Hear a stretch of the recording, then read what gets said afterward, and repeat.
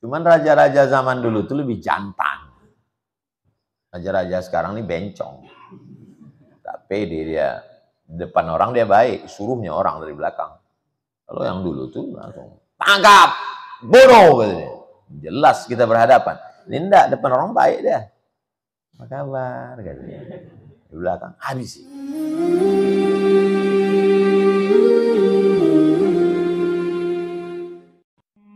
Wahum 'alaiha qu'ud. Tentang cerita Ashabul Ukhdud. Cerita mereka yang sabar demi mempertahankan la ilaha. Ini baru kena serang buzzer sekali, langsung tak posting lagi. Belum lagi digalikan orang tuh parit. Baru kena ejek sekali, langsung down. Langsung ciut. Baru posting sekali. Baru hilang akun sekali. Udah cemas. Gimana kalau hilang IG 9 juta?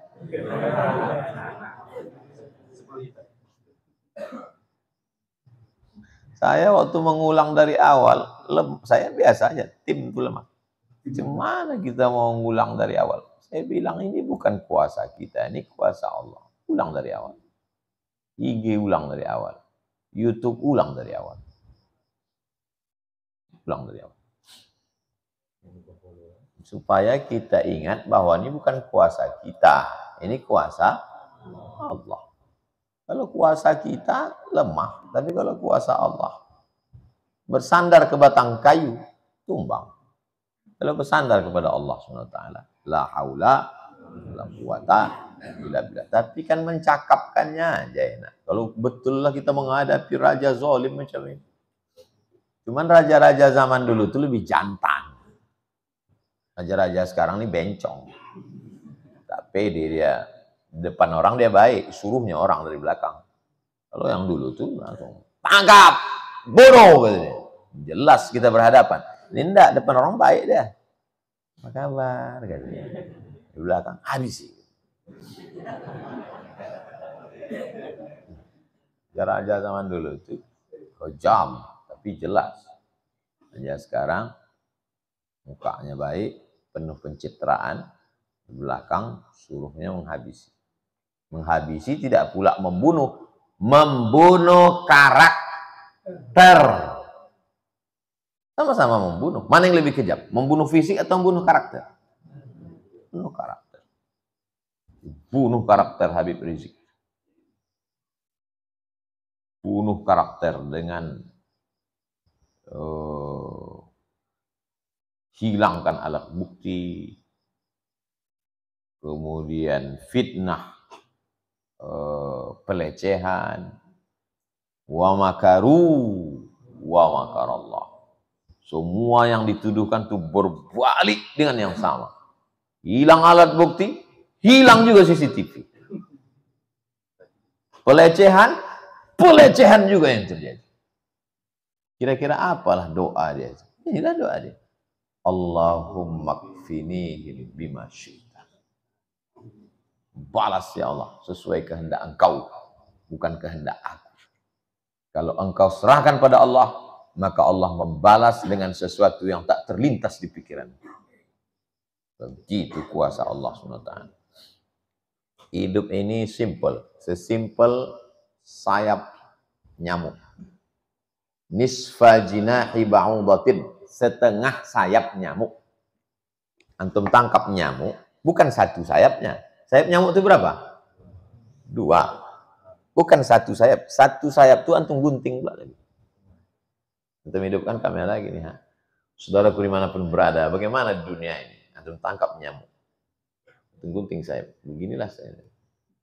Bila dunia ini setengah sayap nyamuk. Jadi kalau antum dapat dunia, antum tak terlalu sombong. Kenapa? Karena dunia ini cuma setengah sayap. Dan kalau antum tak dapat, antum juga tak terlalu berduka. Karena dunia ini hanya setengah sayap. Besok keluar baju kaos, gambar setengah sayap nyamuk kena gunting. Dunia setengah sayap nyamuk. Dapatkan di toko terdekat. Gambar sayap nyamuk, yang sayapnya kena gunting. Kreativitas tanpa batas. Hadis 31. dari Anas. Dia kalau orang-orang yang terkenal itu tidak disebutkan lagi bin. Enggak. Anas. Tapi kalau yang kurang dikenal panjang. Profesor Datuk Sri Ulama Setia Negara, Profesor Dr. Abdul Somad. Itu berarti kalau begitu panjang balihonya orang tak kenal. Kalau kenal siapa yang ceramah? UAS. Wa'an Anas. Yang dimaksud di sini adalah Anas bin Malik. Tak ada Anas lain. Karena dia lah yang hidup sama Nabi. 10 tahun dia menjaga Nabi, mengambilkan air wudhu Nabi, melayani Nabi. 10 tahun umur dia waktu diserahkan emaknya.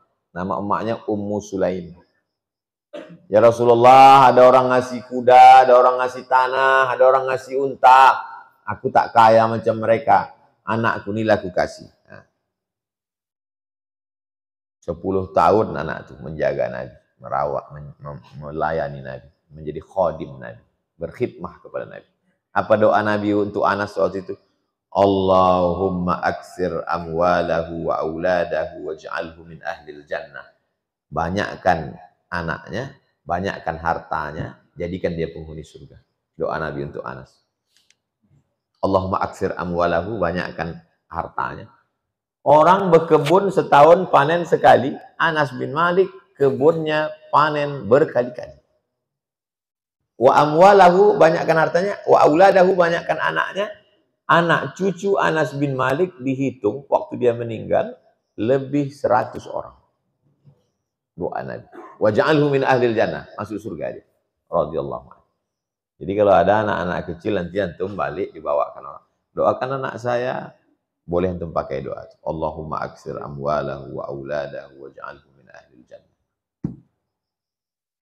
Doa itu sunnah.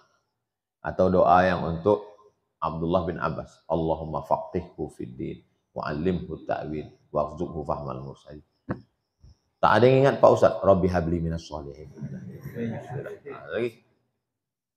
Jadi kalau kita dimintakan doa, langsung doakan. Doakan anak saya Pak Ustaz. Ya, insyaallah ya, jangan. Langsung. Allahumma aksir amwalahu wa auladahu waj'alhu minal jannah. Allahumma faqihhu fid din warzuq. Allahumma faqihhu fid din wa 'allimhu ta'wil. Warzuqhu fahmal mursalin. Anas bin Malik. Anas bin Malik sahabat Nabi yang terakhir meninggal di Basrah. Basrah, Irak, bukan Kuansing. Qala, dia berkata, marran nabiyyu, Nabi lewat alam ra'atin. Nabi melewati seorang perempuan tabki yang sedang menangis inda qabrin, menangis di kubur. Waktu Nabi lewat, perempuan ini menangis di kubur. Antum lewat, ada perempuan menangis di kubur. Jalan. Jangan antum lari. Cemana kami tak lari jam 4 subuh Pak Ustaz. Ada perempuan menangis di kubur. Apa kata Nabi? Ittaqillah. Takutlah kepada Allah. Wasbiri. Sabarlah. Faqalat. Perempuan itu pun menjawab. Ilaika anni. Ilaika anni. Pergi kau sana. Fa innaka lam tusab bi musibati. Kau tak kena musibah macam aku ni. Pergi sana. Walam ta'rifu. Kau pun tak kenal siapa yang mati ini. Ilaika anni, pergi kau sana. Fa innaka lam tusab bi musibati. Kau tak kena macam yang sedang ku alami ini. Walam ta'rifu, kau pun. Walam ta'rifu. Walam ta'rifu, perempuan ini lam ta'rifu, tak kenal dia. Tak tahu dia bahwa tadi itu Nabi. Karena Nabi waktu itu tak ada balehonya. Itu menunjukkan apa? Kalau antum analisa hadis nih, apa yang terpikir sama itu? Bahwa penampilan Nabi dengan penampilan orang lain sama apa tak sama? Sama. Seandainya penampilan Nabi itu beda, pasti langsung, oh Nabi gitu.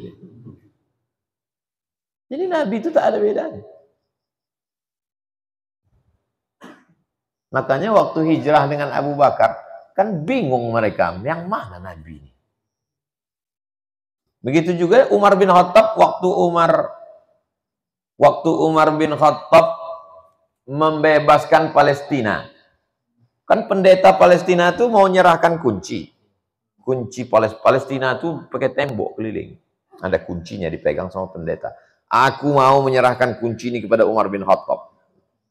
Dibayangkannya Umar bin Khattab itu pakaiannya. Tiba-tiba ditengoknya dari jauh. 2 orang naik keledai.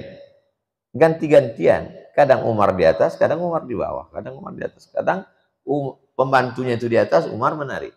Pas mau dekat pintu Palestina itu, pas giliran Umar di bawah. Pembantunya itu di atas. Yang mana Umar itu di sini?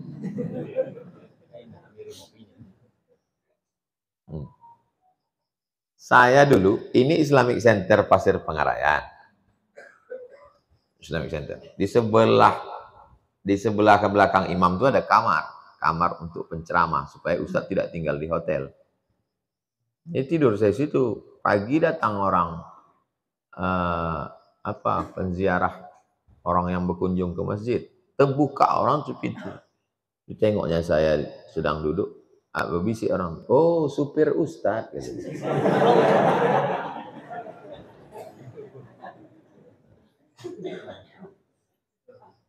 Ceramah saya di Masjid Aliantan.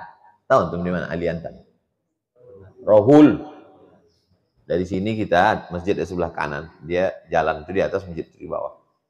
Sampai saya ke situ, hujan. Datanglah panitia itu bawa payung.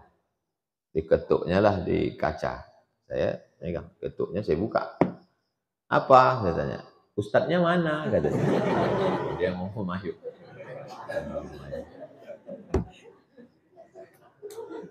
Pelajaran dari sini, antum mesti menunjukkan dari pakaian antum bahwa antum ustadz. Pakai sorban, supaya bisa dibedakannya mana ustadz, mana supir ustadz. Saya keluar kelas jam setengah 12 dari Panamnya, sampailah di Masjid Arifin, Rumah Sakit Umum Daerah Arifin Ahmad. Sampai situ jam 12, azan jam 12.15. Duduk, saya pasti depan mimbar. Tengok jam 12, saya duduk. Udah jam 12.15, naiklah pengurus masjid. Kami dari pengurus Masjid Rumah Sakit Umum Arifin Ahmad. Khotib kita hari ini Haji Abdul Somad LCMA. Tapi nampaknya beliau belum juga hadir ke masjid kita. Maka langsung khotib dari pengurus kepada khotib dipersilakan naik. Dia pun naik ke atas. Padahal saya itu duduk dari jam 12. Tak tahu dia saya ustaz. Karena saya tak pernah pakai sorban. Itulah bahayanya kalau penampilan kita sama. Nabi pun diusir orang, apalagi ustaz.